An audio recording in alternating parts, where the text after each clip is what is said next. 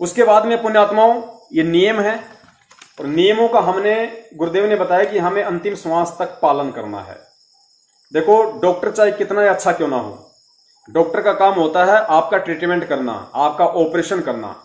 उसके बाद डॉक्टर आपको कुछ मेडिसिन देगा और कुछ नियम बताएगा कि आपने अचार नहीं खाना, आपने दही नहीं खाना, आपने ये टेबलेट्स ये आपने गोलियां लेनी हैं। तो डॉक्टर चाहे कितना ही अच्छा क्यों ना हो, आपके भयंकर से भयंकर रोग का वो ट्रीटमेंट कर देगा, ऑपरेशन कर देगा। लेकिन यदि ट्रीटमेंट होने के बाद, ऑपरेशन होने के बाद, फिर यदि आपने उस डॉक्टर के द्वारा दी गई उन नियमों को, उन कॉन्स्टिपेशन को, उन परहेज को नहीं ठीक समय से माना, और यदि आपने उनके द्वारा दी गई उन गोलियों को, टैबलेट्स को, दवाइयों को ठीक समय पर नहीं खाया, तो पुण्यात्माओं वो बहुत अच्छा डॉक्टर होने के बाद भी आपको लाभ नहीं दे पाएगा, ऑपरेशन आपका सक्सेस नहीं होगा, बीमारी आपकी नहीं कटेगी। तो हमारे सतगुरु रामपाल जी महाराज जी जो हमारे पूज्य गुरुदेव हैं, वो आध्यात्मिक डॉक्टर हैं और हम सभी मरीज हैं जन्म और मृत्यु के। हमें जन्म और मरण का रोग लगा हुआ है, और उनसे बढ़कर डॉक्टर दुनिया में कोई नहीं है। और जब हम उनसे संकल्प ले लेते हैं या हम उनसे नाम दीक्षा ले लेते हैं, तो वो हमारा ऑपरेशन कर देते हैं, हमारा ऑपरेशन हो गया। उसके बाद गुरुजी हमें कुछ नियम बताते हैं, परहेज बताते हैं, 11 परहेज है, और हमें उन्होंने चरणामृत दे दिया, प्रसाद दे दिया, आरती दे दी, सुनने के लिए जो है उन्होंने हमें सत्संग दे दिए। अब यदि हम उन गोली दवाइयों को नहीं खाएंगे और यदि हम इन नियमों को, ये परहेज यदि हम नहीं करेंगे, तो पुण्यात्माओं डॉक्टर चाहे कितना अच्छा क्यों ना हो, हम लाभ नहीं उठा पाएंगे। तो आपने इन नियमों का पालन सतगुरुदेव जी के आदेश अनुसार करना है। अब नियम क्या है, दास आप जी को समझा देता है। पुण्यात्मा वैसे तो दास का 50% से ऊपर नेट हो गया है, लेकिन परमेश्वर दया करें, फिर भी कोशिश हम करेंगे। फिर भी थोड़ा बहुत अगर कुछ रह गया तो परमात्मा कल संडे को पूरा करवा देंगे उसमें।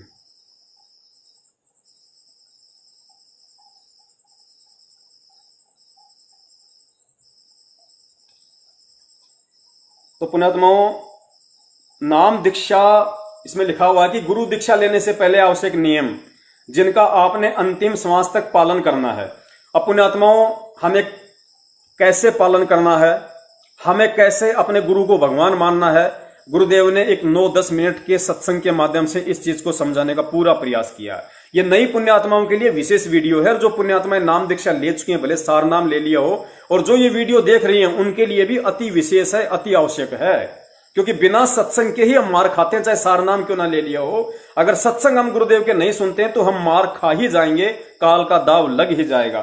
तो परमात्मा ने इन नियमों को निभाने के लिए कैसे, परमात्मा ने एक पतिव्रता औरत का एग्जाम्पल दिया है, और पतिव्रता औरत को फिर परमात्मा ने समझाने की कोशिश की है कि यहां पे आत्मा तो है औरत और सतगुरु है पति, और एक औरत वो कैसे वो पतिव्रता धर्म को निभाए, एक औरत कैसे पतिव्रता कहला सकती है, पतिव्रता के क्या क्या लक्षण होते हैं, क्या क्या उसके गुण होते हैं, कैसे वो अपने पति की नजरों में प्यार को प्राप्त कर सकती है, कैसे सम्मान प्राप्त कर सकती है, कैसे उसका पति खुश हो, कैसे उसका पति प्रसन्न हो, वो कौन कौन सी ऐसे काम करे जिससे उसका पति हमेशा उससे खुश रहे, उसको सारे लाभ दे।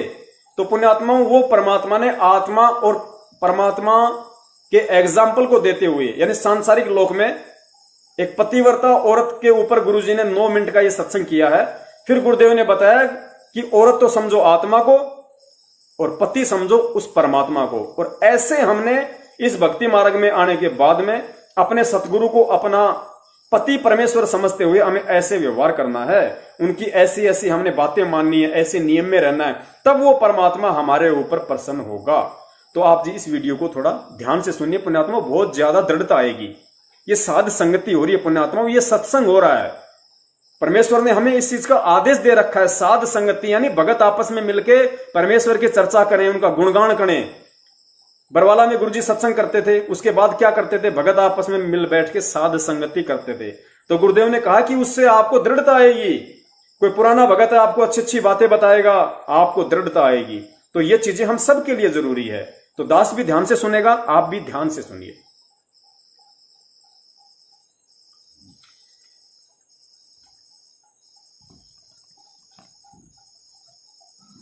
जिस पति को अपनी पत्नी पर शंका हो जाती है तो वो उनमें फिर प्रेम नहीं रहता।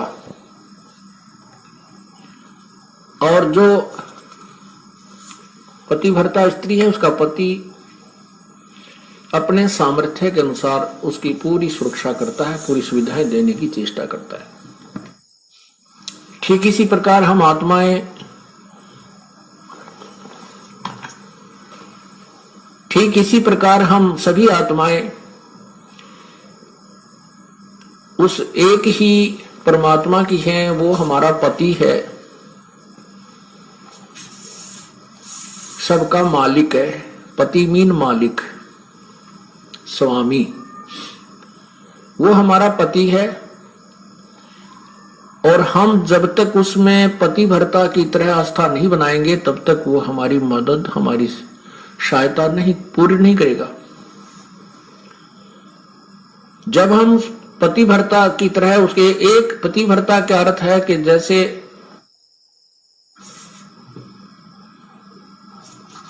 अपने पति के अतिरिक्त किसी भी परपुरुष में आस्था ना हो, चाहे कोई कितना ही खूबसूरत हो, कितना ही धनी हो, चाहे वो कितना ही चटक मटक हो, हमारे मन में दोष नहीं आना चाहिए। और एक अपने पति पर हमने श्रद्धा रखनी चाहिए, उसमें आस्था रखनी चाहिए, तो हम पतिव्रता। पतिव्रता का अर्थ ये भी नहीं होता कि पति के अतिरिक्त सबका अनादर करे। किसी का अनादर नहीं करना। जैसे जेठ जेठानी घर में होते हैं, जेठ है, जेठानी है, देवर देवरानी है, ननंद है, छोटी बड़ी, सास ससुर है, इन सबको यथोचित सत्कार देना पतिव्रता का प्रथम कर्तव्य है। लेकिन जो समर्पण अपने पति में होता है वो किसी में नहीं हो सकता, नहीं होना चाहिए, तो हम पतिव्रता है। तो उस ऐसे ही जब हम कबीर परमेश्वर के चरणों में आते हैं, हमें ज्ञान होता है, तो हम अपने परमेश्वर के अतिरिक्त किसी के से अपनी मनोकामना पूर्णा की तरफ सपने में भी नहीं सोचेंगे, तो हम पतिव्रता है। ठीक है, हमारे कोई जैसे ब्रह्मा विष्णु महेश, देवता ऋषिजन संतजन कोई भी है, आदरणीय है, लेकिन पूजनीय नहीं है। जैसे पतिव्रता को अपना पति पूज्य होता है, उसी से को समर्पण करती है, तो वो समर्पण वो किसी को नहीं कर सकती, लेकिन आदर सबका करती है, वो आदरणीय है। इस भाव से जब हम प्रभु के चरणों में लगेंगे तब परमात्मा हमारी सभी मनोकामनाएं पूर्ण करेगा। जब हम पतिव्रता हो जाएंगे इसके प्रति, किसी भी देवता से, किसी इष्ट से, किसी भी भूत प्रेत से या कोई झाड़े लानियों से हमारी कोई लिंक नहीं रहेगा, बिल्कुल सोचा नहीं सपने में। और फिर इस समर्थ के सहारे हम लगेंगे तब ये हमें कितने सुख देगा। जब जो पतिव्रता जमी पर जो जो धर है पाव, समर्थ झाड़ू देत है ना काटा लग जावे। जैसे पतिव्रता स्त्री कहते पानी को चलेगी पानी भरने के लिए, अर्थात अपने जीवन रूपी सफर में वो चलती है। आत्मा जो केवल एक इष्ट पूर्ण परमात्मा कबीर जी पर आश्रित है, उसके जीवन रूपी सफर में, जीवन रूपी रास्ते यात्रा में, यात्रा के मार्ग में वो परमात्मा समर्थ भगवान कबीर परमात्मा ऐसे झाड़ू देता है। झाड़ू मीन हमारे आने वाले जीवन में जो संकट हो, पाप कर्म रूपी कांटों को वो साफ करता रहता है कि कहीं मेरी आत्मा को पीड़ा ना लगे, कोई दुख ना हो जाए। अब आपको थोड़ा सा परमात्मा की महिमा सुनाते हैं, पतिव्रता कैसे होनी चाहिए, अर्थात हम प्रभु पर कैसे आश्रित हों। ग्रीव सुकर्मी पतिव्रता सो आन उपावन मूल, एक पुरुष से परस है पतिव्रता समतूल। पतिव्रता का निष्कर्ष बताता हूं आन उपावन मूल, बिल्कुल भी किसी और की पूजा नहीं करे, वो पतिव्रता आत्मा होती है। एक पुरुष, जैसे इसमें दोनों ही पहलुओं पर विवरण दिया है, जैसे स्त्री अपने ही पति एक ही पुरुष पर आश्रित रहे, ऐसे ही आत्मा एक पुरुष यानी एक परमात्मा पर आश्रित रहे, कबीर भगवान पर। पतिव्रत शुक्र में सो जानिए, एक पुरुष से रात, निर्दाव निर्भरता ना दूजे से बात। अपने मनोरथ पूर्णा के लिए वो किसी अन्य पुरुष से बात, किसी अन्य भगवान की इच्छा नहीं करती, वो पतिव्रता होती है। ग्रीवे सवाल सुकुन किसको कहे, पतिव्रता सो नार, हुक्म अदूर न मेटा ही, सो पतिव्रता पार। देखो कितनी गहराई से बता रहे हैं, केवल यही एक लक्षण नहीं है पतिव्रता का। क्या बताते हैं कि पतिव्रता तो हो गई, अच्छी बात है, लेकिन पति कहता है वहां नहीं जाना और वो वहां अवश्य जाती है। पति कहता है ये काम नहीं करना और उसको करती है, तो वो भी पूर्ण पतिव्रता नहीं है। इसमें यही समझाना चाहे, जैसे हम संत आपको आदेश देता है गुरुदेव के बेटा चोरी नहीं करना, बीड़ी नहीं पीना, मांस नहीं खाना, सिनेमा नहीं देखना, ब्याज नहीं लेना, और आप वैसे तो कभी परमात्मा के अतिरिक्त किसी को नहीं मान रहे हो और ये मर्यादा पालन कर नहीं रहे, तो भी आप पार नहीं हो। क्या बताते हैं, सवाल सुखन किसको कहे, पतिव्रता सो नार, हुक्म अदूल न मेट ही, सो पतिव्रता पार। आदेश की उल्लंघना नहीं करती है, वो पतिव्रता ही पार होगी, वही आत्मा पार होगी। गुरु वचन निश्चय कर मन, पूरे गुरु की सेवा ठान।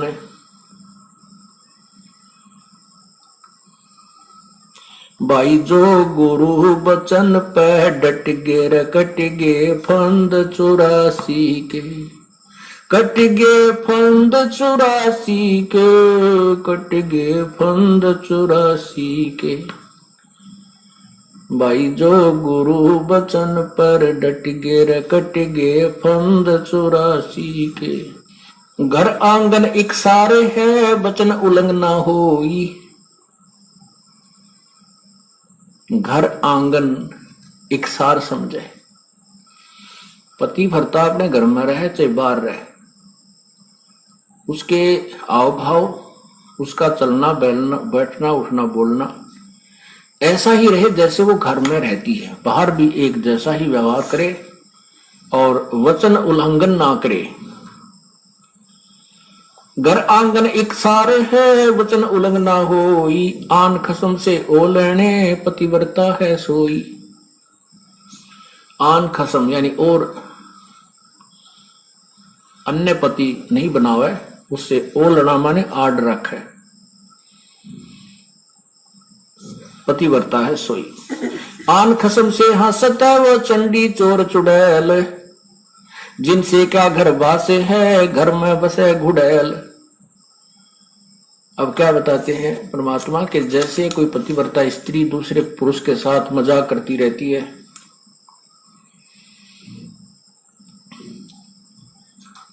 तो उससे दुर्भावना पूर्ण करती है, तो उसमें दोष है।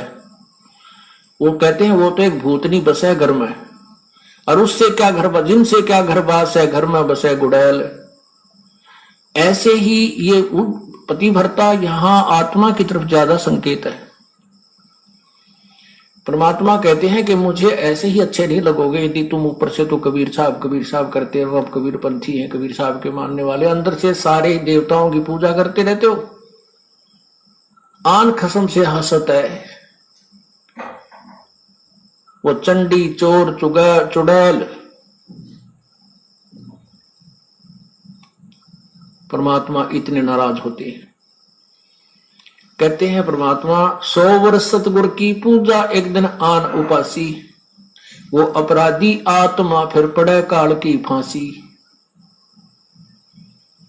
100 वर्ष तो ये साधना करते रहना जो हम आपको बता रहे हैं, और एक दिन अन्य पूजा कर लेना परमात्मा कहते हैं वो अपराधी आत्मा पड़े काल की फांसी। तो ऐसी गलती क्यों करेंगे हम? तब करेंगे जब हम ज्ञान नहीं सुन पाएंगे और ज्ञान उस दूसरे ज्ञान के लोगों से हम ज्यादा संबंध रखेंगे तो वो हमें विचलित कर डालेंगे। सच्चा पुण्यात्मो, परम पूज्य गुरुदेव सतगुरु रामपाल जी महाराज जी ने हमें कितनी अनमोल बात बताई है। एक पतिव्रता का उदाहरण देकर आत्मा और परमात्मा के विषय की बात बताई है कि किस तरीके से हम नाम दीक्षा लेने के बाद सतगुरु के प्रति समर्पित रहे। अन्य किसी भी गैर पुरुष अर्थात किसी भी देवी देवता साधु संत में सौपन में भी हमारी कोई आस्था नहीं होनी चाहिए और हम वही कर्म करें जो हमारे परम पिता परमेश्वर अर्थात सतगुरु को प्रिय हों, तो हम उन्हें प्रिय लगेंगे।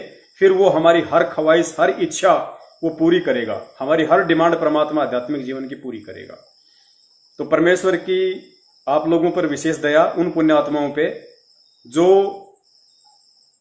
आगे आने वाले समय में चाहे आज रात को ही चाहे सुबह जैसे भी उनको परमात्मा प्रेरणा करें और जैसा वो उचित समझें, क्योंकि दास की सेवा केवल आप जी को गुरुदेव जी के सत्संग आधारों से सत्य बताने की है।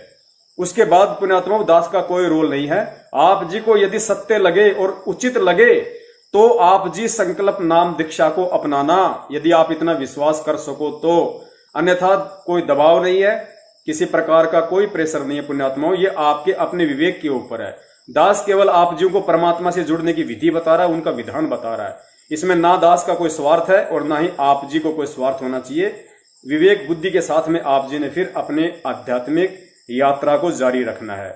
हाँ, सहयोग हम भक्तों का रहेगा। यदि कोई चीज समझ में नहीं आती है और परमेश्वर ने यदि हमारे ऊपर दया कर रखी है तो हम उस चीज को समझाने में साध संगति के तहत इस लाइव प्रोग्राम में हर शंकाओं के समाधान के लिए सतगुरुदेव जी की तरफ से तैयार रहेंगे। तो आगे गुरुदेव ने जो नियम बताए हैं वो कितने कंपलसरी हैं। अब जो नियम है प्रथम, इसमें गुरुदेव ने बताया कि गुरु दीक्षा लेने से पहले आवश्यक नियम जिनका आपने अंतिम श्वास तक पालन करना है। नंबर 1 है हुक्का, शराब, मांस, तंबाकू, बियर, सिगरेट, हुल्ला सूंघना, अंडा, सुल्फा, अफीम, गांजा और अन्य नशीली वस्तुओं का सेवन तो दूर रहा, किसी को नशीली वस्तु लाकर भी नहीं देनी है, क्योंकि बुराई करना व उसमें सहयोग देना दोनों ही महापाप हैं और भक्ति मार्ग में विष के समान हैं। ये गुरुदेव का प्रथम नियम है। यानी सतगुरु से उपदेश लेने के बाद, चाहे वो संकल्प नाम दीक्षा से जुड़े चाहे नाम से जुड़े, उसके बाद उस आत्मा के लिए प्रथम नियम है उस आध्यात्मिक डॉक्टर की तरफ से कि आपने नशे पते से बिल्कुल दूर रहना है, चाहे किसी भी प्रकार का नशा क्यों ना हो। आपने नशा करने वाले व्यक्ति का सहयोग भी नहीं करना है। यदि आपने ऐसा किया तो ये आपके सतगुरु के वचन की उल्लंघना हो जाएगी और परमात्मा से आपका जो कनेक्शन जो आपने जोड़ा है वो टूट जाएगा, आपको लाभ नहीं मिलेगा। फिर आपको अपना प्रारब्ध ही मिलता रहेगा जैसा कि आपके भाग्य में है। पुण्यात्माओं, सबसे पहला नियम जो परमात्मा ने बताया तो इसकी उपयोगिता भी बहुत ज्यादा है, क्योंकि नशा इस भक्ति मार्ग में सबसे ज्यादा बाधक है। गुरुदेव ने एक सत्संग में बताया कि हमारी जो नाड़ी होती है इला और पिंगला, जो ये नासिका होती है, एक इंगला एक होती है पिंगला, एड़ा और पिंगला। फिर यहाँ जो नाक की जो हड्डी है, गुरुदेव ने बताया कि यहाँ तो ये तो मांस है, यहां चल के जो हड्डी है जहां से नाक शुरू होता है हड्डी शुरू होती है, तो इस हड्डी के बीच में यहां पे एक सुराग और है, उसको बोलते हैं सुषुम्ना द्वार। उसको गुरुदेव ने सुषुम्ना द्वार बताया। तो वो सुषुम्ना द्वार जो होता है वो जन्म के कुछ समय बाद में हमारा बंद हो जाता है, और जो भगत की आत्मा है, सत भक्ति करने वाले की आत्मा, उसी सुषुम्ना द्वार से अंतिम समय में परमात्मा बाहर निकालता है। इस शरीर से जब आत्मा बाहर निकलेगी तो जो काल की जो भक्ति करते हैं, ब्रह्मा विष्णु महेश देवी देवता अन्य नकले संतों, वो तो निकलेंगे यहां से ब्रह्मरंध्र से, वो तो सीधे फिर काल के लोक में जाएंगे। और जो भगत होगा, जो सत भक्ति करता है, जो कबीर परमेश्वर की गुरु मर्यादा में रह के, उसकी आत्मा को परमात्मा 10वां द्वार भक्तों का सुषुम्ना द्वार है। काल लोक की भक्ति का 10वां द्वार है ये कपाल, यहां से ब्रह्मरंध्र। और जो भगत हैं, जो सत भक्ति करते हैं, गुरुदेव ने बताया कि सुषुम्ना द्वार से निकलेंगे। तो सुषुम्ना द्वार काल भगवान ने बंद किया होता है, और जब हम सतगुरु की शरण में आ जाते हैं तो परमात्मा की भक्ति से, मंत्र जाप से, सत्संग से, नियम मर्यादा में रहने से, उनकी सामर्थ्यता से फिर परमात्मा धीरे धीरे हमारा सुषुम्ना द्वार को खोल देते हैं। तो गुरुदेव ने बताया कि ये जो हुक्का पीते हैं, बीड़ी, शराब, गुटखा, मांस, ये जो है हमारे सुषुम्ना द्वार को बंद कर देता है। सुषुम्ना द्वार के लिए सबसे बड़ी बाधक है ये हुक्का पीना, सिगरेट पीना, बीड़ी पीना। तो ये भक्ति मार्ग में सबसे ज्यादा बाधक है।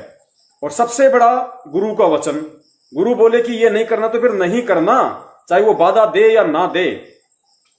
दूसरी बात, फिर गुरुजी ने बताया कि हमारा जो बॉडी है उसमें सभी देवताओं का निवास है। जो पांचों जो प्रधान देवता हैं जिनके परमात्मा हमें प्रथम मंत्र देते हैं, वो हमारे शरीर कमलों में विराजमान है। तो गुरुदेव ने बताया कि जो व्यक्ति मांस खाता है, शराब पीता है, ये जितने भी जो गुरुजी ने गांजा, अफीम, नशा, जितने भी प्रकार के नशे इस दुनिया में हैं, यदि वो करता है तो अपने शरीर में विराजित उन प्रधानों को वो जो है वो परेशान करता है, वो कृष करता है, और देवता उससे नाराज होते हैं। अब नाराज होंगे तो फिर पुण्यात्मा सही तरीके से काम कैसे चलेगा हमारा। तो इसलिए परमात्मा ने प्रथम नियम बताया कि भगत साधु सोई जो सीधा चाल है, हमें गुरु मर्यादा में चलना है। इन चीजों को हमने भूलकर भी प्रयोग नहीं करना है। और यदि हमसे कोई बीड़ी मंगवाता है, हुक्का मंगवाता है, शराब मंगवाता है, या इवन गुरुजी ने यहां तक बताया यदि कोई सिगरेट पी रहा है, बीड़ी पी रहा है और आपसे कहे कि भाई साहब जरा वो माचिस देना वहां से उठा के, तो भी आपने नहीं देना, सहयोग भी नहीं करना है, क्योंकि ये गुरु वचन है। हमें इस चीज को ध्यान रखना है, गुरु वचन है ये। तो प्रथम नियम के विषय में गुरुजी ने फिर और क्या बताया, थोड़ा सा आप जी उसको ध्यान से सुनिए। 1 नंबर के विषय में, जो नियम के विषय में, इसलिए परमात्मा हमारे विकार छुड़वाते हैं। कबीर परमात्मा की रजा बिना ये प्राणी कोई भी विकार नहीं त्याग सकता, और इन विकारों को ग्रहण बहुत शीघ्र कर लेता है। आप देखो हुक्का, तंबाकू, ये क्या लाभ देता है, सबको पता है, पीने वाला भी कहता है कि बहुत बुरी चीज है। हुक्का, तंबाकू, सिगरेट, बीड़ी, जहां भी जिस भी माध्यम से तंबाकू का सेवन होता है, ये सभी मानते हैं कि ये अच्छी वस्तु नहीं है, फिर भी पी रही है। और छोड़ने की प्रार्थना करते हैं तो कहते हैं हमारे बस की बात नहीं, हम नहीं छूटती, छोड़ नहीं सकते। ये मन नहीं छोड़ने देता, क्योंकि इसने तो इसमें अपना माल तैयार करवाना है, इस प्राणी को बर्बाद करना है। कबीर परमात्मा की रजा होने के बाद ये प्राणी इन विकारों को छोड़ सकता है। ये मन कबीर परमेश्वर से डरता है, हिचकता है, उसकी कृपा से ही ये जीव को छुटकारा देता है। ऐसे ऐसे शराबी लोग और ऐसे हुक्का पीने वाले, चैन स्मोकर, सिगरेट पीने वाले, वो कहा करते थे कि आपके शरण में आने से पहले प्रभु कबीर जी की कृपा से नहीं थी जब हमारे ऊपर, हम बहुत प्रयत्न करते थे, हम भी दुखी थे शराब और बीड़ी से, तंबाकू से, हुक्के से, सिगरेट से। कोशिश करते थे कि इस बीड़ी को छोड़ दूं, कोशिश करते थे शराब को भी त्याग दूं। कई बार तो कहते हैं शाम के समय बंडल तोड़ के और फेंक देते थे बाहर कि आज नहीं पीनी, बीड़ी पीऊंगा ही नहीं रात को। कहते हैं रात को जब भी आंखें खुलती और बीड़ी की ऐसी ललक उठती कि रात के वह जूठे टोटके जो पहले पड़े थे कोई, उनको उठाकर और लगा लगा कर पीता, जब अपनी वो हवस शांत करता और फिर शुरू हो जाती। और जिस दिन से परमात्मा कबीर जी की कृपा हुई है, उसके बाद अब बदबू आती है। कोई और भी पीता है तो भी ऐसा लगता है जैसे ये क्यों पी रहा है, और हमें भी वो तंबाकू का धुआं बहुत बुरा लगता है। तो परमात्मा कबीर परमेश्वर जी कहते हैं कि ये तंबाकू, शराब, मांस, नशीली वस्तुएं कभी प्रयोग नहीं करनी चाहिए। ये काल ही करवा रहा है, और परमात्मा की कृपा से, ज्ञान से, उनकी रजा से ये बुराई छूट जाती है। क्या बताते हैं, जैसे कई भक्त कहते हैं कि आपके गुरुजी तो गांव में त्राज करते हैं, एक आधा व्यक्ति, कि तुम्हारे गुरुदेव तो बच्चों को हुक्का भरने से भी मना करते हैं। ये कोई बात हुई? बूढ़ों की सेवा तो करनी चाहिए, बुजुर्गों की सेवा को भी मना करते हैं। बुजुर्गों की, वृद्धों की या माता पिता की सेवा को हम कभी मना नहीं करते, लेकिन अपने बुजुर्गों को और माता पिता को विष खिलाने से मना करते हैं।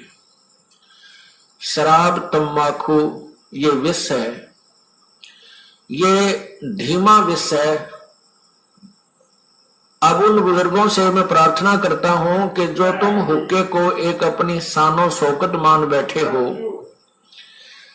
क्या उस हुक्के को आप अपने पोते या पोती को पिला सकते हो? हुक्का तंबाकू, हुक्का पी रहा है दादाजी और छोटा सा पोता आकर के उसी जैसे दादा पीता है ऐसे उस बच्चे को भी नकल करने की आदत होती है, तो वो भी सीखता है, वो पकड़ के हुक्का और ऐसे खींचता है, फिर उसको खांसी उठती है, आंखों में पानी आ जाता है। तो वो दादाजी कहता है, पिताजी कहता है कि ये हुक्का मत पीना, बहुत बुरी वस्तु है, आगे पियोगा तो तेरे थप्पड़ मारूंगा। और स्वयं पी रहा है, आप गलती कर रहा है, बच्चा न मना करे, बता कैसे असर होगा। अब जैसे माता पिता या दादा दादी दूध पी रहे होते हैं, पोता पोती दोता दोती आ जाते हैं, अपने मुंह से छोड़कर उनको पिलाता है, ले बेटा थोड़ा सा दूध पी पी उनको बेला फुसला कर, देख तेरी चोटी बढ़ गई, देख कितनी बड़ी चोटी होगी, और एक घूंट पी ले। तो वो अच्छी वस्तु है, दूध पिला रहा है दादा दादी माता पिता भाई बहन। लेकिन हुक्के को मना भी करता है कि खबरदार जो हुक्का पिया तो पीटूंगा तुझे, और स्वयं पी रहा है। और हुक्के को फिर कहते हैं, हुक्का भरने से मना करता है आपके गुरुजी, या बहुत गलत बात है। अरे नादानो, ये तो ऐसा खतरनाक विष है, इसका सबसे बड़ा पाप बताया हुक्के में तंबाकू में। क्या बताते, 100 नारी जारी करे सुरापान 100 बार, एक चलम हुक्का भरे वो डूबे काली धार। ओहो,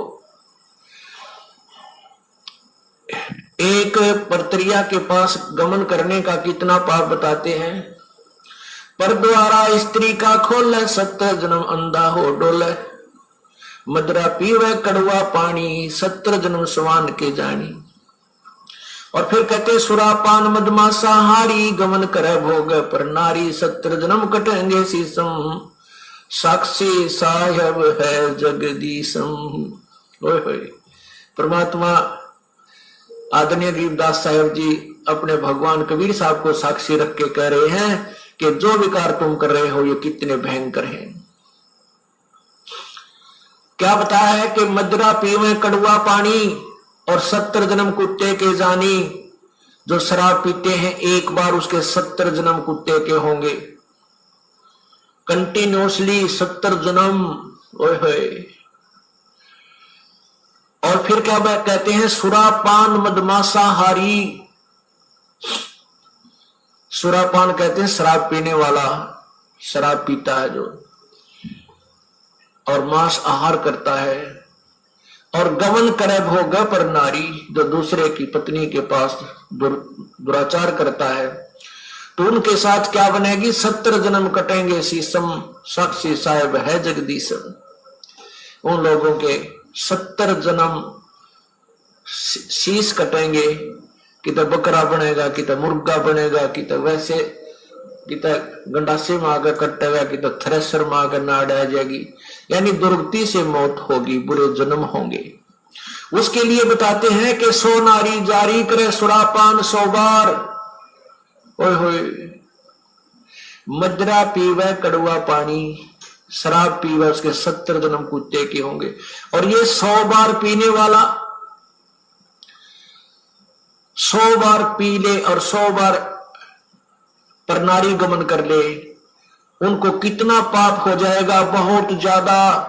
कहते उन सबको मिलाकर एक हुक्का पीने वाले को, एक हुक्का भरने वाले को पाप है।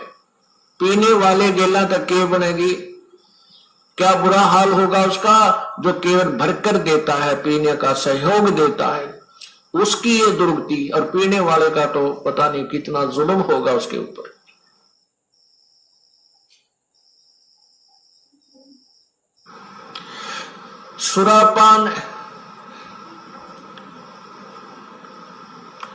सोनारी जारी करे सुरापान 100 बार, एक चिलम हुक्का भरे वो डूबे काली धारी।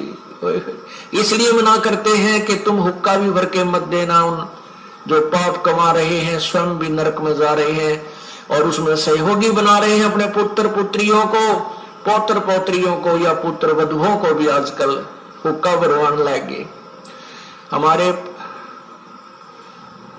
हमारे भी पूर्वज हुक्का पिया करते थे, हमारे पिताजी भी पीते थे, माताजी भी पिया करती बिना ज्ञान के। लेकिन ये क्या कहा करते थे कि भाई जो हुक्का नहीं पीता तेरे से हम हुक्का भरवाएंगे नहीं, पाप लगेगा हमको। इतना मानते थे कि हुक्का भरवाना भी पाप है, पीना तो पाप है, वो तो ये छोड़ नहीं रहे थे, विवश थे, लेकिन इतना ज्ञान अवश्य था कि हुक्का भरवाना भी पाप है। जो पीवे है वो तो पाप का भागी हो ही रहा है, वो तो नरक में जाएगा। तो पुण्यात्मा परमात्मा की भक्ति से वो सब पाप खत्म हो जाते हैं। जैसे कपड़ा मैला हो जाता है साबुन लगाने से वो ठीक हो, स्वच्छ हो जाता है। तो हमारे माता पिताजी को जब ये ज्ञान हुआ तुरंत त्याग दिया उसी दिन। उसके बाद आज 20 वर्ष हो गए इन्होंने छुआ नहीं है उस पाप को। तो इसी को कहते समझा है तो सरदर पांव बहोर नहीं रे ऐसा दाव, निर्मल जीवन हो गया, समस्त शरीर हो गया और भक्ति भगवान की प्रवेश हो गई। सबसे पुण्यात्माओं, आगे परमेश्वर ने हमें नियम नंबर 2 बताया कि किसी भी प्रकार का कोई व्रत, तीर्थ, गंगा स्नान आदि नहीं करना तथा किसी अन्य धार्मिक स्थान पर नहाने या दर्शनों के लिए नहीं जाना है। किसी मंदिर में पूजा और भक्ति के भाव से नहीं जाना है कि इस मंदिर में भगवान है। भगवान कोई पशु तो है नहीं जो उसको पुजारी ने मंदिर में बांध रखा है। भगवान तो कण कण में व्यापक है। उसके गुणों का लाभ लेने के लिए प्रथम तो गुरु बनाइए, नाम लेकर सुमिरन करो, तब आपको ईश्वरीय लाभ प्राप्त होगा। कबीर साहब कहते हैं, कबीर पर्वत पर्वत में फिरा कारण अपने राम, राम सरी के जन मिले जिन सारे सब काम। तो पुण्यात्माओं, दूसरा जो नियम बताया परमात्मा ने कि हमें किसी भी प्रकार का कोई तीर्थ, व्रत, गंगा स्नान या कोई भी जहां पे लोग नहाने के लिए जाया करते हैं, सोचते हैं कि हमारे वहां जाने से हमारे पाप कटेंगे, लाभ मिलेगा, तो सतगुरु के शरण में आने के बाद, क्योंकि सतगुरु हमें वो सारे लाभ देगा जो लाभ हमें इस दुनिया के सारे व्रत, तीर्थ, गंगा स्नान, मंदिर, मठ, राम, भगवान जो नहीं दे सकते आजीवन, वो सुख एक सच्चा सतगुरु अपने शरण में लेते ही शुरू कर देगा। तो फिर हमारे गुरुदेव कहते हैं कि भाई मालिक की वाणी भी है कि एक के साधे सब सदे और सब साधे सब जाए, माली सिंचे मूल को फले फूले अगाए। तो हमने केवल मूल की पूजा करनी है, एक सतगुरु की पूजा करनी है, परमात्मा की। और परमात्मा की पूजा में सारी पूजाएं आ जाती हैं, सारे तीर्थ व्रत सब आ जाते हैं मालिक के। ये गुरु का वचन है जो हमें मानना पड़ेगा। फिर गुरुदेव ने बताया कि भक्ति भाव के अलावा, जैसे आप किसी मंदिर के पास रह रहे हैं, आपका मकान ही किसी मंदिर के पास है, या मान लीजिए आप किसी पुजारी की पत्नी है और आपने नाम ले लिया और पुजारी जी को समझ में नहीं आया तो रहना भी आपको मंदिर में पड़ेगा। तो गुरुदेव कहते हैं कि ऐसे कोई दोष नहीं है, चाहे आप सुबह से लेकर शाम तक मंदिर में, मस्जिद में बैठे रहो, रात को चाहे आप मंदिर में जाके सो, कोई दिक्कत नहीं है। लेकिन उस जगह पे हमने इस भाव से ना रहना है, ना जाना है कि यहां आया हूं तो मुझे कुछ लाभ मिलेगा, ये भगवान मुझे कुछ लाभ देंगे। भक्ति भाव से हमें उन मंदिर मस्जिद में नहीं जाना है, अन्यथा चाहे रात दिन वहीं बैठे रहो, वहीं सो, उसमें कोई दोष नहीं बताया। थोड़ा सा गुरुदेव जी के मुख कमल से सुन लीजिए और अच्छे से समझ में आएगा।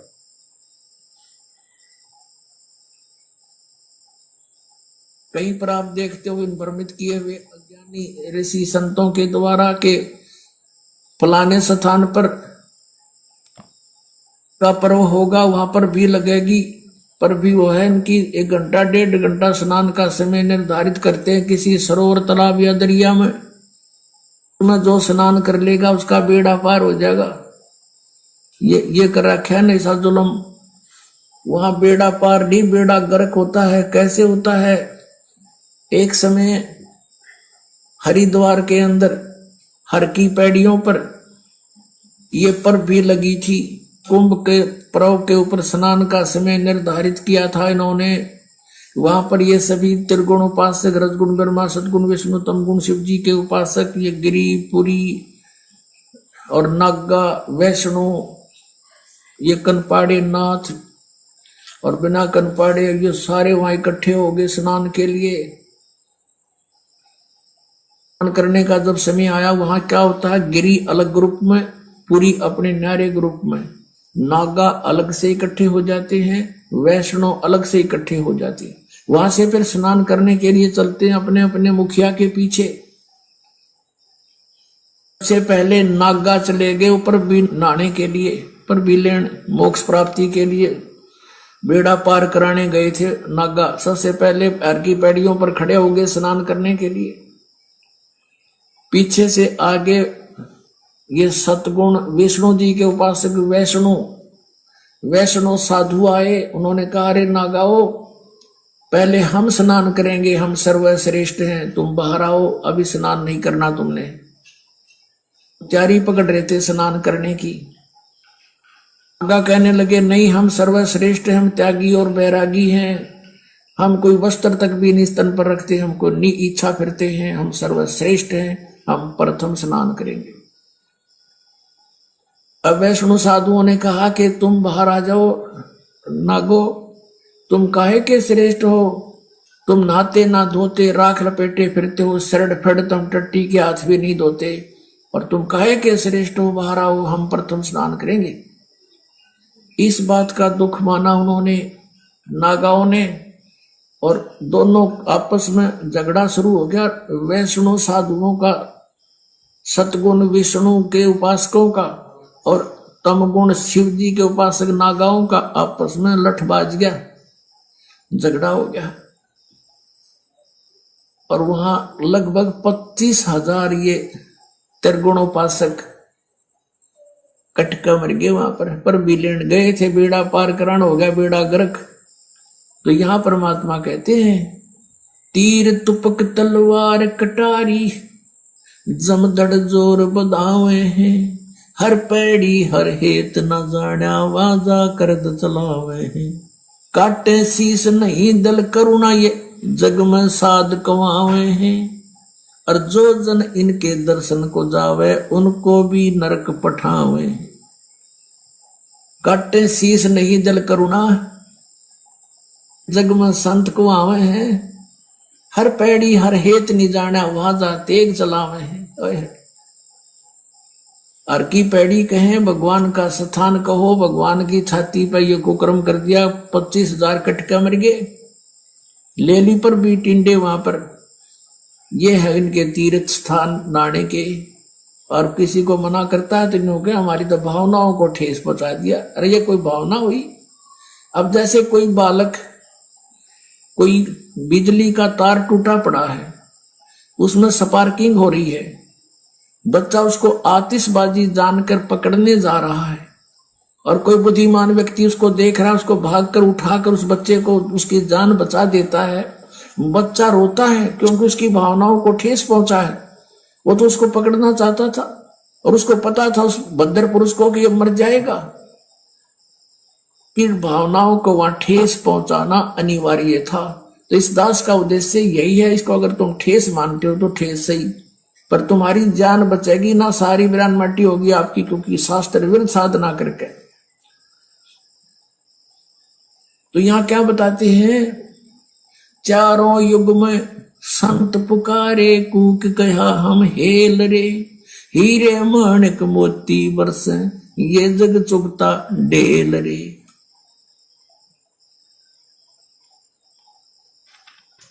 तो पुण्यात्माओं, आगे परमेश्वर का नियम नंबर 3 है, यदि किसी की मौत हो जाती है तो उसके फूल आदि नहीं उठाने हैं, ना ही कोई पिंड भरवाना है, ना ही 13 माही 6 माही बरसोदी पितृ पूजा, कोई भी समाधि पूजना, श्राद्ध निकालना आदि कुछ नहीं करना है।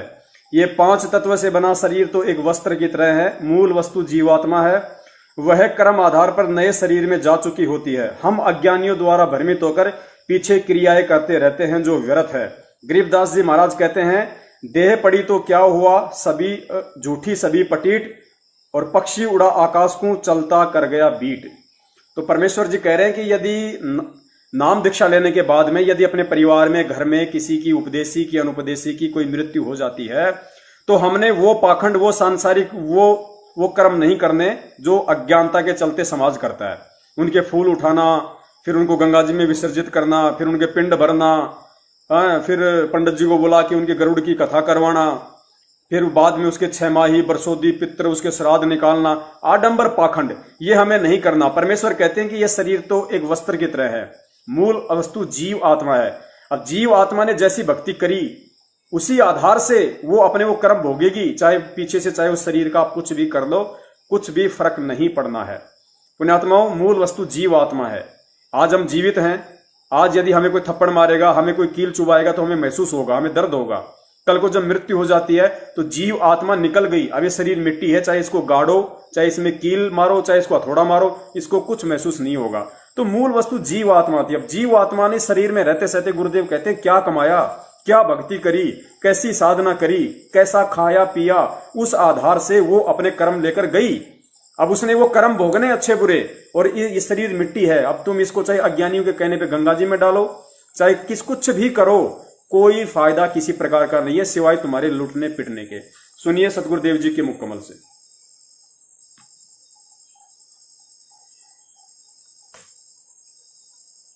ये फूल क्यों उठाते हैं? अस्थियां, अस्थियां जो व्यक्ति मर जाता है, मृत्यु हो जाती है स्त्री पुरुष की, तो उसको जला देते हैं, स्वाहा करते हैं हिंदू रीति में, हिंदू समाज में। तो फिर उसके वो अस्थियां क्यों उठाते हैं? अब ये पहले जीव आत्मा जाता है तपस्या पे, मनुष्य शरीरधारी, वहां इसका बक्कल उतर ले है, इसमें से जो गंध है वो निकाल कर फिर यू भेजा धर्मराज के पास। धर्मराज के पास इसका ऑटोमेटिक कैलकुलेशन पावर है, ये इतने कर्म किए, ये तेरा जीवन जा भागवा, तो ये प्रेत बन जाता है मान लीजिए। तो प्रेत बनते ही फिर सीधा इसको पटकते हैं नीचे, ये सीधा आता अपने घर ने, घर में इतनी लंबी कील गाड़े पावे, फिर यू बार बार फिर देखता है तेरे शरीर को कहां ले गए थे, शमशान घाट में। वहां पहुंचता है ये सूक्ष्म शरीर में, ये प्रेत आत्मा बनकर। तो वहां वो अपनी हड्डियों को अपनी मान कर उनका चिपक जाता है। अकिया मेरी, या मेरी को ताजा जला पावे, नारी पहचान हो सब उसकी तय, उसका चिपक जाए, ये है मेरा शरीर। अब ये क्या करते हैं जंतर मंत्र करने वाले, ये सेवड़े शावड़े नालायक, उन अस्थियां उठा लावे, उन अस्थियां को चिपका हुआ आवे कि मेरी है मेरी है, फिर उसका करके जंतर मंत्र, और फिर उसको किसी और में प्रवेश कर देते हैं, वह बिरान माटी उसकी भी और अगले की भी शुरू हो जाती है। तो इन पेट भर संतों ने, ऋषियों ने, गुरुओं ने क्या सोचा कि इन एक धंधा और दे जा, जिसका मरे है ये स्त्री या पुरुष। उनको ये कहने लगे, इनके पास कोई मोक्ष मार्ग तो था नहीं कि इसका कल्याण हो जाए बेचारे का। तो वो यूं कहने लगे, तुम इन सारी राख न डाल के और गंगा में बहा दो। अब गंगा में, दरिया में डालने पाछे वो कितना का कित जाएगा, उसका भूत ने बेरा पट्टा ना कौन सी तेरी थी। तो अब उनका मानना ये था उन गुरुओं का कि इस राख ने ठुआ के और दूर गिर का गंगा में, और वहां और दुकान खोल ली, वहां बैठ के पांडे कि भाई मोक्ष कराना है तुम्हारे पिता का, वहां वो जंतर मंत्र करेंगे, उनको कुछ दक्षिणा देना, उनकी फिर सेटिंग, उनके एजेंट वो गांव गांव के ब्राह्मण, वो गुरु नकली, इन्हें बहुत जबरदस्त जाल फैला रखा था जीव ब्रह्मांडे का। तो वहां फिर ये अस्थि ठाण का प्रोग्राम शुरू हो गया। इब हमने ना तो भूत बनना, कति गारंटीड बात समझ लेना, जो ये मार्ग भक्ति का दास आपको दे रहा परमेश्वर कबीर जी का दिया हुआ है, इसका मोक्ष तो पक्कम पक्का है।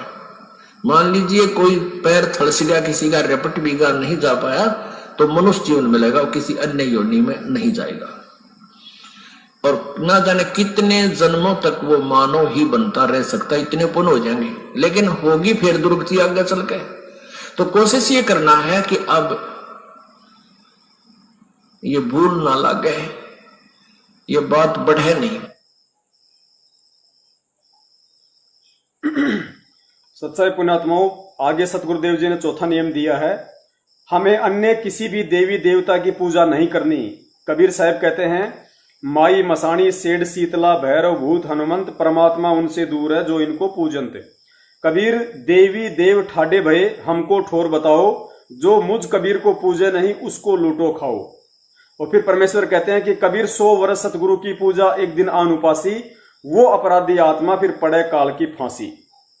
तो हमने सतगुरुदेव जी के इस वचन की पालना करनी है कि हमने इष्ट रूप में अपने सतगुरु के अलावा, कबीर भगवान के अलावा अन्य किसी भी देवी देवता की पूजा पाठ नहीं करनी है। 10 मिनट का वीडियो आप जी पहले पतिव्रता के ऊपर सुन चुके हैं। उसमें परमेश्वर ने इसी बात पे जोर दिया है कि पतिव्रता स्त्री कौन होती है, जो सौपन में भी अपने पति के अलावा गैर पुरुष का विचार मन में नहीं लाती है। तो गैर पुरुष वहां पे देवी देवता, नकली साधु संत हैं, और अपना पति वहां पे सतगुरु है। तो वही पत्नी अपने पति को भाती है, यानी वही आत्मा अपने सतगुरु को प्रिय होती है, जो उसके आदेशों में चलती है, जो उसके अलावा सौपन में भी किसी गैर का विचार अपने मन में नहीं लाती है। फिर भी सतगुरुदेव जी का सुनिए छोटा सा सत्संग।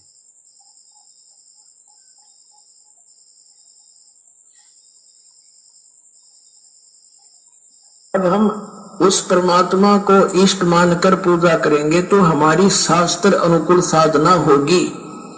और इसमें कहा है कि सारा जो शास्त्र अनुकूल साधना करने से हमारे शुभ संस्कार बनेंगे। ये भक्ति रूपी पौधा बड़ा होगा, ब्रह्मा विष्णु महेश के पास हमारे संस्कार जाएंगे, और ये बिना मांगे आपको देंगे, आपको बिना मांगे देंगे। जैसे फल लदपत हो बेटे नहीं के, आप भी खाओ, रिश्तेदार भी ले जाओ, और पड़ोसी भी तोड़ ले जाओ तो भी समाप्त ना हो। तो इतना इस प्रकार हमारा ये पूरा भक्ति क्रम पूरा होता है। तो हम आपको सबसे पहले परमात्मा ने कहा है कि तीनों देवा इन कमल दलों में बसे, ये ब्रह्मा विष्णु महेश, और प्रथम इनकी वंदना और फिर सतगुरु उपदेश। तो हम इनकी पूजा नहीं कर रहे, हम किसी का किराया दे रहे हैं। जैसे हम टैक्स भर रहे हैं बिजली का, हम बिल भर रहे हैं इसका, टेलीफोन का, वो पूजा थोड़ी कर रहे हैं। वो तो हम उनको दे रहे हैं, तो हमें हमारी सुविधाएं जारी रखेंगे, नहीं देंगे तो कनेक्शन काट देंगे। तो हम शास्त्र अनुकूल साधना कंप्लीट कोर्स ना करके अपनी अपनी डफली पीट रहे हैं, जिस कारण से हम परमात्मा से मिलने वाली साधना से वंचित होकर के हम नास्तिक होते जा रहे थे। अब परमात्मा ने दया करी आपके ऊपर और इस दास के ऊपर।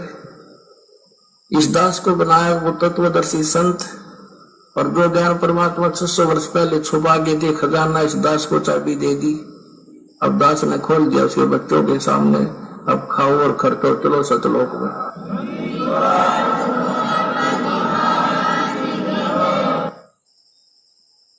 तो पुण्यात्माओं, इस नियम में हमें परमेश्वर ने समझा दिया कि हमें क्यों देवी देवताओं व अन्य किसी भी भैरव भूत हनुमान या किसी भी पितृ वगैरह किसी की कोई पूजा नहीं करनी है। केवल हमें सतगुरुदेव अर्थात कबीर भगवान की ही पूजा करनी है। अन्य से हमें ना कोई लाभ होना है।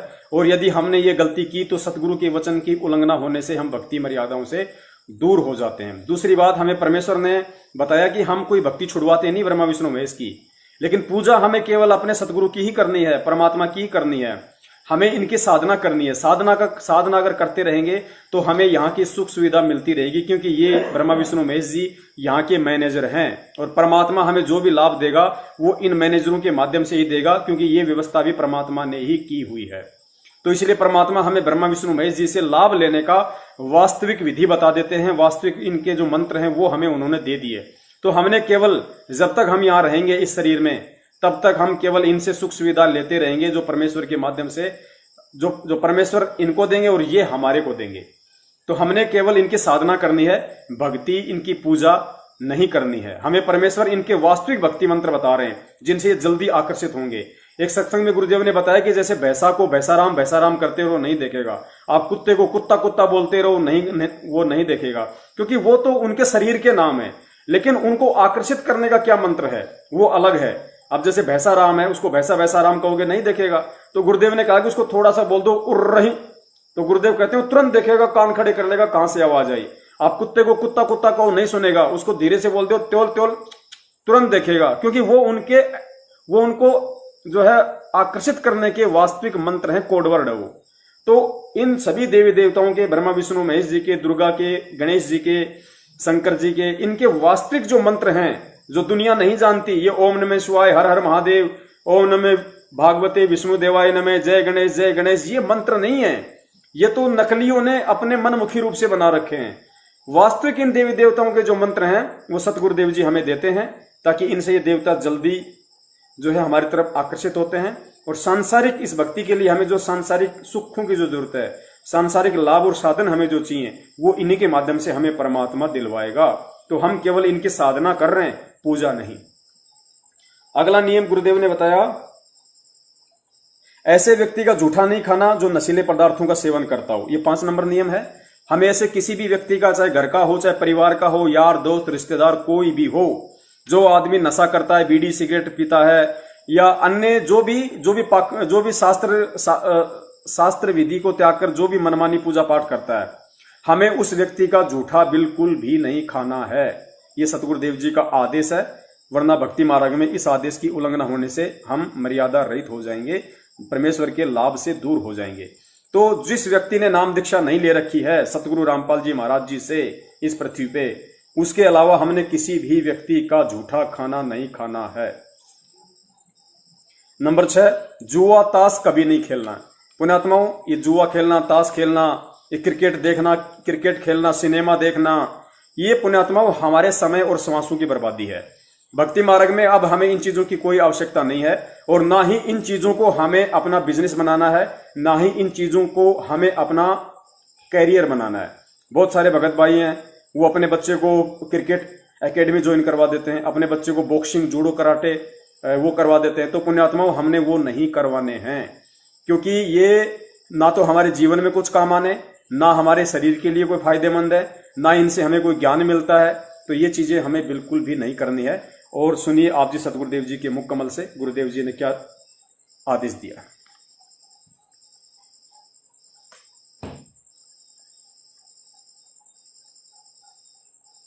तो यहाँ बीड़ी, शराब, मांस, तंबाकू और किसी प्रकार का दहेज, बकवाद, सांग, सिनेमा, फिल्म, ये बकवाद नहीं देखनी, ये मैच नहीं देखने आपने।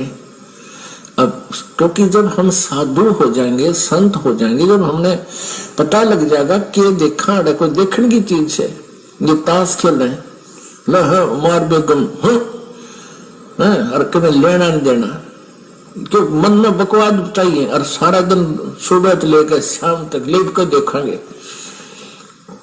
और इसी तरह ये मैच, क्रिकेट के मैच 3-3 दिन आंख फाड़े बैठे रहे, क्या मतलब है इसका? अपनी भक्ति करे, मालिक ने याद करे, वह खेलना हम देखा, जैसे मैं लड्डू खाऊं और तुम देखो, ओहो वो 2 खा गया, तुमने क्या मिला बोले आदमियों। तो ये बालक बुद्धि से हमने थोड़ा हटके चलना पड़ेगा। वह तो अपने पैसे कमाओ, करोड़पति हो गए हैं, अरे ये भोली आत्मा उड़ बैठे मतलब टीवियां पर बैठे रहे, काम भी छोड़ दे। तो ये सारी बीमारी इस आधुनिक उपकरण का दुरुपयोग से होगी। ये फिल्म बकवाद गढ़ सारी उल्टे सुलटे हैं। किसी ब्याह दिखाओ लड़की का, एडवर्टाइजमेंट करो, न घोड़ा पर, बाजा पर, डीजे, वह बीमारी सारे समाज में ठोक दी। और हम इससे उल्टा हटाएंगे। भक्ति तभी से रखना, अगर आपने जुट ही रखने हैं तो चाम के नहीं रखना, क्योंकि ये पशुओं को बेरहमी से मारा जाता है और उनसे काट कर ये चाम तैयार किया जाता है। पहले पुराने समय में जो चर्मकार यानी चमार जो जूते बनाते थे, वो जीवित पशु को नहीं मारते थे। पशु मर जाते थे, उनकी खाल उतार करके अपनी मेहनत से उसको फिर जूता बनाने योग्य तैयार कर लेते थे। अब वर्तमान की तरह एक एक व्यक्ति 6-6 जोड़ी जूते नहीं रखता था। एक जूता जोड़ी, वह भी कति टूट ले, लित्र बन ले, उसके फिर थेगली लवाए जाते थे और पहनते रहते थे। अब वर्तमान में तो बहुत जुल्म हो रहा है। भैंसों को, काटड़ों को, गौवों को बढ़िया चाम बनाने के लिए एक ऐसा केमिकल प्रयोग करते हैं, जीवित को भूखा रखते हैं, प्यासा रखते हैं, ताकि वो मांस समाप्त होकर के और चाम में समा जाए। और उसके जीवित के ऊपर ही फिर कहते बहुत जबरदस्त गर्म पानी डाल देते हैं, वो फूल जावे और वो पशु बहुत बुरी तरह चिल्ला रहा होता है। फिर उनको काट दिया जाता गर्दन से और फिर वो बढ़िया जूते बनाए जाते हैं। तो पुण्यात्मा, जिस दिन से इस दास को ये ज्ञान हुआ है चांद के जूते, चांद की बेल्ट उसी दिन से त्याग दी थी। ऐसे ही आप जी को चाहिए कि चांद प्रयोग ही करना बंद कर दो, फिर अपने आप इन जीवों की हिंसा बंद हो जाएगी। मांस खाना बंद कर दो, अपने आप सुधार होना शुरू हो जाएगा। ये बातें कहन सुन से नहीं, ये किसी तरीके से इनका अंत किया जा सकता है। आजकल और अन्य बहुत अच्छे पैक्सर वगैरह के जूते आते हैं, उनको पहन लीजिए। और जैसे मिलिट्री वगैरह में है, वो सरकारी मामला है, गवर्नमेंट का है, वहां आपको दोष नहीं है वो कैसे जूते पहनने को दे। प्राइवेट फिर आप वो नहीं पहनोगे, केवल ड्यूटी के समय वो पहन सकते हो, उसके बाद अपना दूसरे सिंपल चप्पल पहन लो, चाहे हवाई चप्पल, ये भी बढ़िया।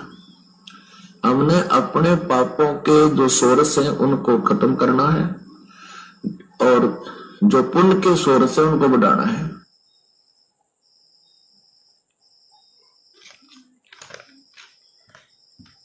पुण्यात्माओं, आगे 7वां नियम है, किसी भी प्रकार के खुशी के अवसर पर नाचना व अश्लील गाने गाना सख्त मना है। जाहिर सी बात है, हम भगत हैं, हमें बकवादों से दूर होना होगा, हमें केवल भगवान के नजदीक जाना है और भगवान के नजदीक जाना है तो हमें इन सभी बकवादों से दूर हटना पड़ेगा। तो ये ब्याह शादी में नाचना गाना, फिल्मी गाने देखना, फिल्में देखना, ये सभी बकवादे हैं जो भक्ति मार्ग में विष के समान है और गुरु मर्यादाओं का उल्लंघन होता है। ये सबसे बड़ा पॉइंट है। इनके नुकसान तो है ही हैं, क्योंकि हमारा जो मस्तिष्क है ये एक मेमोरी कार्ड है और गुरुदेव कहते हैं हम इसमें जैसा भरेंगे वैसा ही बाहर निकलेगा। तो यदि हम बकवाद देखेंगे तो हमारा मन विचलित होगा।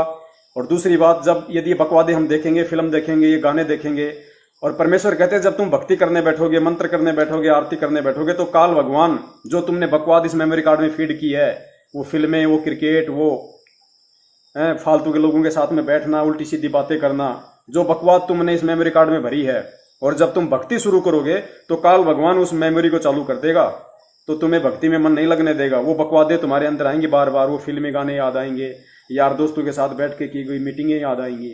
तो भक्ति मार्ग में ये विष के समान है और गुरु का आदेश है। नियम नंबर 9, नियम नंबर 8, अपने गुरुदेव जी की आज्ञा के बिना घर में किसी प्रकार का यज्ञ हवन धार्मिक अनुष्ठान नहीं करवाना है। बंदी छोड़ अपनी वाणी में कहते हैं, गुरु बिन यज्ञ हवन जो कर ही मिथ्या जाए कभू न फल ही। गुरु बिन होम यज्ञ जो साधे औरों 10 मन पातक लागे। यानी गुरु जी की आज्ञा के बिना जब आप भक्ति मार्ग में आ जाओ तो गुरु जी यानी सतगुरु रामपाल जी महाराज जी की आज्ञा के बिना आपने किसी से कोई पाठ धर्म यज्ञ हवन नहीं करना है। आपने कोई बड़ा भंडारा नहीं करवाना इस मकसद से कि मुझे लाभ मिले। भाई भगत अगर आपस में मिल रहे हो, परमात्मा की चर्चा कर रहे हो, तो चाहे 100 भगत इकट्ठे हो, 200 भगत इकट्ठे हो, वहां बैठ के यदि परमात्मा की चर्चा के नाम पे या किसी सत्संग के बहाने यदि आप इकट्ठे हुए हो तो आप वहां पे आओ। चाय पानी भी हमें पीनी है, भंडारा भी करना है, साधारण भंडारा। लेकिन ये सोच के नहीं कि मैं जगत वालों को भंडारा करवाऊं, मुझे लाभ हो जाएगा, मैं उनको कंबल बांटूं, ये नहीं करना। फिर किसी भी अन्य गुरु से या किसी भी व्यक्ति से हमें पाठ हवन यज्ञ नहीं करवाना। गुरु के अलावा हमें किसी से कोई पाठ नहीं करवाना। आज जितने भी लोग जो सतलोक